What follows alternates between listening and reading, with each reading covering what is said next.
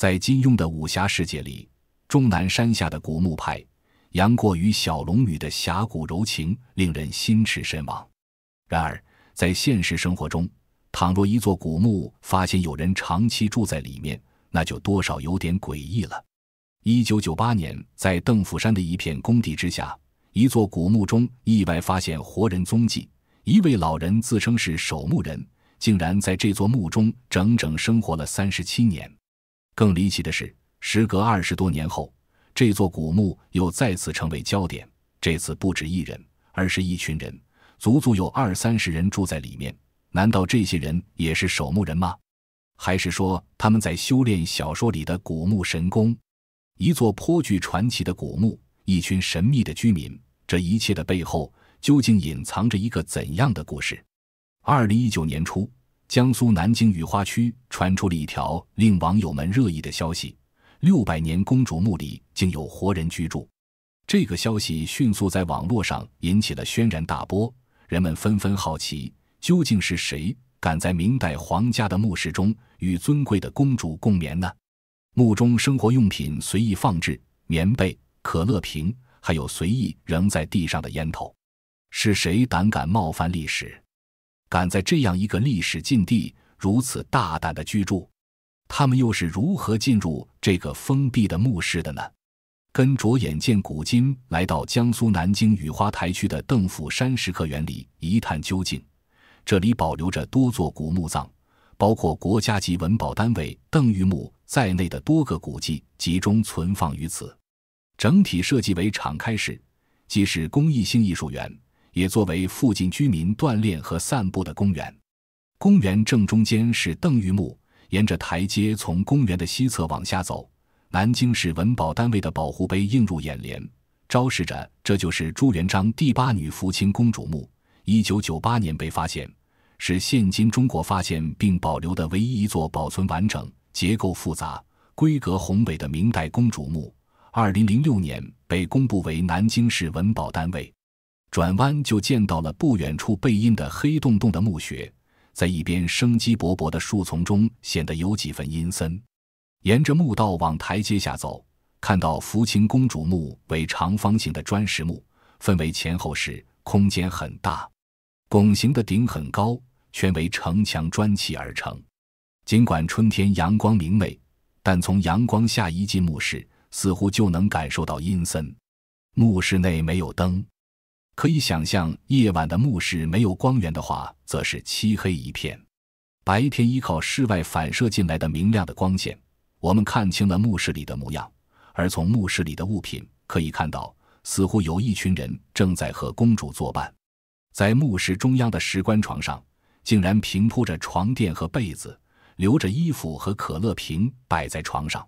壁龛里放了被子、衣服和生活用品，墓室的角落还堆着杂物，酸奶袋、烟头、瓜子壳，还有塑料垃圾遍地，席子、伞等生活用品也摆放在地上。明显有人把墓室当成家住，但现场却没看到任何人。这是怎么回事呢？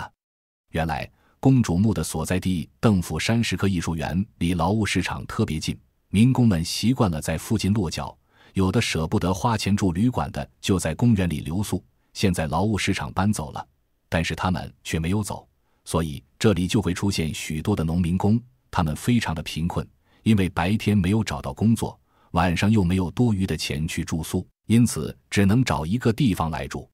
于是他们就盯上了公主的墓穴，胆大的甚至直接住进了墓室，睡到石棺床上。越来越多的农民工相约来墓室，甚至带上生活用品，被一群民工当成了落脚地，在这座600多年的墓室里安了家。一名住在古墓内的民工说，他来南京找活，目前还没有找到工作，已经在古墓住了半年，天天住宾馆，哪里住得起呢？而更让人震惊的是，整个石刻园里竟然住了23人。据报道，外来务工者在此安家的情况并非第一次发生，目前社区工作人员已协调城管部门，试图在平价旅馆为他们安排集中住宿。真相竟是如此令人唏嘘。如果不是迫于现实的无奈，恐怕谁也不愿屈身于此，谁都不想住进阴森冰冷的古墓里，与去世了几百年的先人睡在一处。然而，这座福清公主墓的神奇之处远不止于此。早在20多年前被发掘的时候，这座古墓不仅是中国发现的唯一一座完整的明代公主墓，还因为一个守墓人引发了整个考古界的震惊。在发掘时，一个自称是已经在墓内守护了37年守墓人站出来阻拦考古施工队。守墓人一直是中国历史上比较神秘的职业之一，直到上世纪60年代依旧有守墓人存在。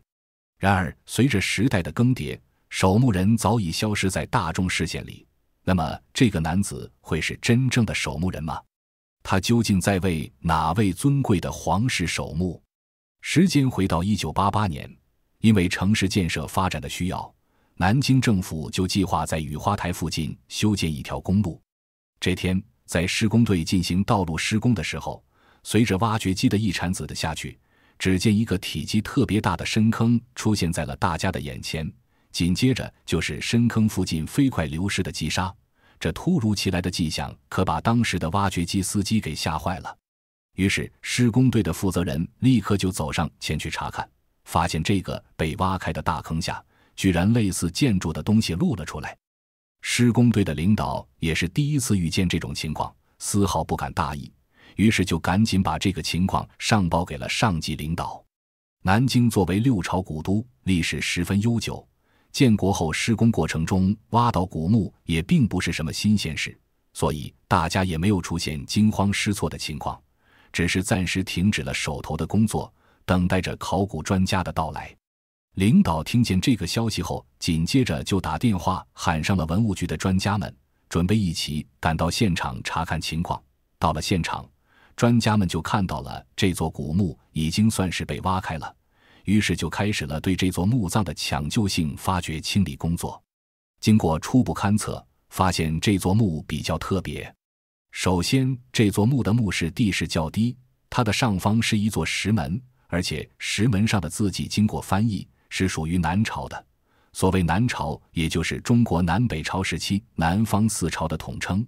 这时候专家就产生了疑惑，难道这是一座南朝的墓葬吗？带着疑问，专家继续了发掘工作。当专家走过这座石门后，发现这座墓葬的建造规格还是相当庞大的。在专家对现场进行清理的过程中，还发现了一对石羊状的石像生。看到这里，专家们的兴趣大增，毕竟像石像生的这种建筑，一般只有在帝王陵墓前才会安设的。石像是安置在历代帝王陵墓前的石人和石像，代表皇权一位，显示墓主人的尊贵地位，展现非凡的气派。普通的官宦富商家庭是根本不会用到这些东西的。想到这里，专家对这座墓葬里埋葬的主人身份更加的好奇了起来。这地底下究竟埋着哪位大人物？带着好奇之心，考古队的专家们继续着发掘工作。很快，随着考古专家对墓葬的挖掘越来越深，很顺利的就来到了这座陵墓的门前。当大家顺着挖开的土堆来到墓室的门前之后，眼前的景象却让专家们大失所望。因为在墓室四周，专家发现了很多大小不一的盗洞，很显然，这座墓不出意外应该是被盗挖过了。看来这座墓葬也没能逃过盗墓贼之手，不知道墓室里面还能不能留下一些文物。很快，专家们就进到了墓室之中。在进入墓室里面后，突然里面的景象却让在场所有人都兴奋了起来。只见整个墓室虽然并没有想象中的那么奢华，但墓室的规格却是十分的宏大，而且这座墓室所采用的建筑构造很值得细细考究。墓穴口的对面还发现了一座类似于寺庙的建筑物。更令人惊讶的是，考古专家还在这个寺庙状建筑物中同样发现了很多现代人生活中才会用到的物品，如现代衣服、水杯、可乐瓶等，而且其中的人类生活的痕迹还依稀可见，看起来似乎刚刚有人来过的样子。就连专家都不禁疑惑，难道这座大墓刚刚被盗不久？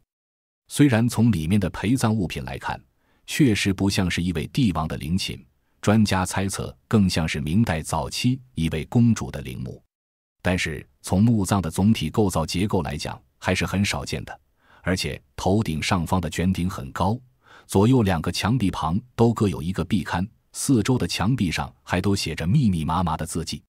总体来说看，陵墓的拱顶呈长方形，并且墓室还分为前室和后室，墓室的墙壁上还涂着白色的石灰，可能是年代久远的缘故，这些白石灰都脱落了。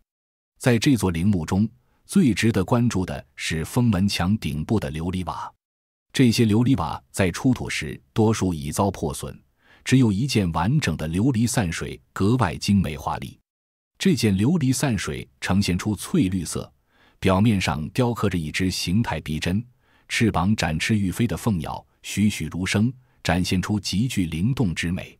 根据专家的推测，这种琉璃瓦应当仅仅用于装饰之用，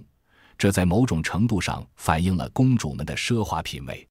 虽然这座墓葬并没有想象中的那么富丽堂皇，那么奢华，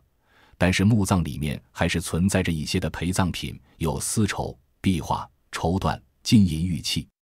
还有青铜灶具、仪仗用的铜器、镶嵌木箱的铜把手，以及一枚镶嵌黄金的纽扣。这些器物中，尤其引人注目的是这枚黄金纽扣，这是国内首次发现的此类器物，其具有重大的考古价值。那么，这座墓葬的主人究竟是明代时期的哪位公主呢？墓志铭是确定墓主人身份的重要证据。在进行清理的途中，专家首先在墓室的一个角落发现了墓志，上面的文字已然风化磨损，很多文字难以辨识。但从墓室内的壁画及部分留存至今的文字来看，这座墓的确如专家们所预想的一样，是一座明代早期的公主墓，但具体的墓主人身份却一直没有得到详细的信息。就在因为线索实在有限，专家们一筹莫展之际，突然一位老人急忙地赶了过来，看起来非常的慌张，还说着先别动这个墓地。专家们当场愣住了，突然出现的这个人是谁呢？为什么不让专家继续挖掘墓地？面对考古专家满脸的疑问，老人开口了，他声称自己是这座墓的守墓人。考古专家一时间大吃一惊，现在竟然还有守墓人。其实这在古时候并不稀奇，既然盗墓贼猖獗，那就有对付盗墓贼的方法。在那个时候，很多达官贵人的墓葬都会有守墓人。但是这座墓地看起来已经很有年头了，没想到直到今天竟然还会有守墓人。等回过神来，考古专家就想到，既然这位老人是守墓人，那他对这座墓的主人应该十分了解。果不其然，老人向考古专家介绍了墓主人的信息，那就是明朝时期朱元璋最疼爱的女儿福清公主。原来她已经在这里居住了37年，白天她会外出工作，晚上才回到这里。而她之所以居住在这里，是因为她是福清公主墓穴的一位守墓人，为的不是墓穴中的钱财宝物，而是几百年前的那一句家族承诺。福清公主名朱慧，生于洪武2年，是明太祖朱元璋的第8个女儿，母亲是朱元璋的宠妃之一安妃正氏。福清公主出生的时候是1370年，明朝刚刚开国2年，明太祖出身布衣，云游四方后领军出战统一全国，政局虽然稳定了下来，但仍处于建国初期，各地时常有不稳定的局面出现。而福清公主的出生似乎给明朝带来了祥瑞，她不仅继承了母亲郑氏的美貌，上年幼时就展现出不俗的清秀相貌，并且十分聪慧，古代淑女所必备的琴棋书画，福清公主样样精通，每每在众人面前展现，都能赢得众人的赞赏。精于诗书的福清公主从书中学习了许多治国安邦之道，她天资聪慧，知道怎么触类旁通，将书中的道理运用于现实的困境。久而久之，朱元璋也发现了自己的这个8女儿如此聪明，便时常让她陪伴自己商议政事。福清公主是明太祖众多儿女中最为受宠的相臣之女，朝代的更替不是短短几年就能完成的。即便元朝覆灭，明朝建立，在边境仍然有许多不稳定的因素在伺机而动。朱元璋这个开国皇帝当得并不轻松，建国初期数次北征都以失败告终，有了福清公主给他出谋划策，终于在建国19年后肃清了元朝在辽东的势力。这一战解决了朱元璋的心头大患，也让福清公主成为朱元璋最为宠爱的公主。之后更是直接让福清公主伴随身边批折子。福清公主也多次在朱元璋面临难题的时候献上巧妙的计谋，以解皇帝的燃眉之急。朱元璋在位时，为了稳固皇权，多与麾下勋臣的子弟结成姻亲关系，使得明初的公主往往下嫁公侯子弟。洪武、建文、永乐以至正统时期，亲王纳功臣之女，公主配大臣之子，未有书记之嫌也。尽管福清公主如此得明太祖朱元璋的喜爱，但在那个时代背景之下，她仍然没有逃过父母之命、媒妁之言的归宿，而且她的婚姻更是有着浓重的政治意味。在福清公主15岁这年，朱元璋因害怕功臣们功高盖主，而将福清公主下嫁给了开国功臣张龙的儿子张林。公主下嫁功臣，一方面可以消除皇室与功臣集团之间的矛盾，另一方面又可以使二者联合起来，成为消除其他社会阶层矛盾的主要力量。而公侯们也认为这是一个捞取政治资本的重要机会，时常迎娶皇室之女。可见，对于双方而言，这种联姻形式无疑是一种借新的联姻来扩大自己势力的机会。因此，驸马的年龄、品貌等等都是次要考虑的条件，最主要的是考察其出身及其家族在朝廷中的力量。明代的公主们大多有着类似福清公主一样的命运，仿佛她们从出生时就背负着这样的使命。尽管她们和其他朝代的公主一样，拥有着高贵的血统，坐拥金枝玉叶的身份与皇室的荣华富贵，享受平民百姓的尊崇，但是他们却无法逃脱被安排驸马通婚的政治角色命运。也许是天妒英才，福清公主在明太祖的众多儿女中是较早逝世的一位公主。福清公主在和张林结婚后没多久，就有了一个儿子，名为张杰。但在张杰5岁的时候，张林就去世了。这年是洪武28年。3年后，朱元璋逝世，建文帝朱允炆即位，但没2年就爆发了靖难之役，明成祖朱棣继位，开启了永乐盛世。福清公主逝世于永乐15年，也就是1417年，享年仅48岁年，葬于安德山，就是今天南京市雨花台区。公主的身份地位是非常特殊的，这也直接决定了他们逝世后的下葬过程与平民百姓十分不同，并且公主的丧葬仪式不仅仅是寄托着皇室亲人对其的无限爱思，同时也是在封建等级社会中更起着维护宗法秩序和专制统治的作用。一般来说，明代的公主在逝世后，当朝的皇帝要给予公主追加封号，在葬礼举办当天，连皇帝也不上朝，让众臣举朝哀悼公主。公主的墓室以及之后的祭祀方式也都有特定的规矩，以彰显公主身份贵重。在墓室的设计与制作上，福清公主作为明朝早期去世的公主，她的墓室可以称之为众明代公主墓陵的参考代表。她的墓室分前后室，长方形券顶，后室中央置须弥座石棺床，东西南3壁各7壁龛，使用绿釉琉璃瓦和凤纹滴水构件，以彰显身份。一般来说，历史记载的明代公主墓地大多是包含一个专门用来祭祀的享殿，以及一个用来制作和储藏陪葬品的库橱，最后则是有一个看守内官所居住的内官房，这个看守内官就是守墓人。在明代有一个特别的习俗，就是公主死后不仅有陵墓，还会有一定的土地以守护公主陵墓，用来供后人供奉香火，并会专门派人进行管理，守护公主陵墓及供奉的香火。而且管理的人必须是公主的嫡出亲属，如果嫡出的亲眷后继无人，那么至少要留无请地，并派公主的旁支亲眷看守坟墓。这一习俗从明代开始延续下来，为了将陵墓看守好，做好日常维护和打扫祭祀，明代朝廷还会拨给公主坟园坟户差役，派守的守墓人需要住在陵墓的内棺房中，看守陵墓、清扫灰尘等，陵墓内有破损的地方要及时修补。虽然墓室里一般来说是没有什么氧气的，活人几乎不可能在其中生存，但明朝在设计墓穴时就给守墓人的生活预留了空间，再经过巧妙的结构设计，让守墓人可以无忧地生活在墓室里，为公主守墓。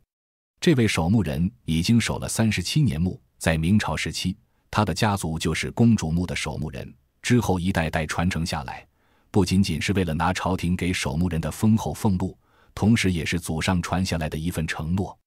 这承诺的分量之重，穿越了几百年的时光，仍然在同样的位置散发着它的光亮，守护着一个香消玉殒的灵魂。可以说，回顾福清公主的一生，虽然早年间颇为得到朱元璋的喜爱，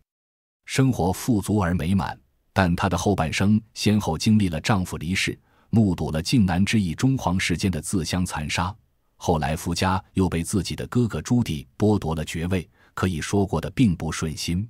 更令人惋惜的是，这位公主死后也并未得到安息，后来由于国家战乱、朝代更迭等原因，她的墓室遭到了历代盗墓贼的疯狂洗劫，着实是令人唏嘘。尽管史书对明代公主的记载微乎其微，无法探知她们具体过着怎样的生活，但是通过对仅存的明代公主史料的整理，也可以大致概括出她们的整体面貌。她们大多和那个时代的普通女性一样，鲜少有个性，不曾在明朝的历史上留下波澜壮阔的足迹，却又以自己微小的力量默默守护家族的荣耀。回到当代，随着福清公主墓的发掘和守墓人的出现，福清公主墓的名气一下就响亮了起来。2006年，这座公主陵寝也被南京市政府列为了文物保护重点单位，而那位守墓人的事迹为人所知，这也使得守墓人这个听起来颇具神秘色彩的职业受到了很多人的议论。有的人认为，从明代至今几百年的时间里，福清公主的守墓人能够始终牢记祖训，世代看护这座陵墓，是中华民族守信传统美德的体现。但与此同时，也有人认为，身为守墓人，却眼睁睁看着一波又一波的盗墓贼对陵墓进行肆无忌惮的破坏和盗掘，是否有失职的嫌疑？而面对这样的质疑，现任福清公主守墓人的那位老者向媒体解释道，他们祖上的确是奉旨为公主墓守陵，但随着明朝的衰亡，加上后来连年的战乱，到了近代又经过了抗日战争洗礼，靠他们一个家族想要守护公主墓不被盗，实在是势单力薄。现如今，这位老人从长辈手中接过守墓的职责已经37个年头，他当然也早已不再是职业的守墓人，而是有着自己的营生和工作，但他心里还一直惦记着祖上的职责，所以时不时的就会回到公主墓这边来看看。而对考古专家来说，虽然这座大墓中的文物已经被盗空，但这座墓本身却依然有着非常高的历史研究价值，因为这是中国迄今为止发现的唯一一座完整的明代公主墓。尽管墓中的珍贵文物已被盗走，但残留的物品和墓葬结构本身仍然具有重要的历史研究价值，对研究明代皇族丧葬礼俗、建筑技术具有重要意义。常见的明代墓葬都是用普通青砖砌筑，福清公主墓很特殊，墓砖全都是城墙上最为常见的明城砖，大部分砖上都有地名、人名等铭文，还有很少见的南京本地砖。因此在被发掘后，墓室西迁300公尺到县治，严格按原样进行复建。如今福清公主墓已被纳入中国文物保护范围，成为研究明代历史和文化的重要场所。而守墓人和农民工的故事也提醒着人们，历史不仅是过去事件的记录，更是现实生活的一部分，它需要每一个人的尊重和保护。福清公主墓的发现不仅是对明代历史的一次探索，也是对现代社会问题的一次反思。通过这一事件，我们应当更加重视历史文化遗产的保护，同时关注和改善社会中弱势群体的生活状况。只有这样，历史才能真正成为连接过去和未来的桥梁。对于守墓人，你有什么看法吗？欢迎在评论区留下你的想法。今天的故事就讲到这里，感谢各位的观看，眼见古今，与你下期再会。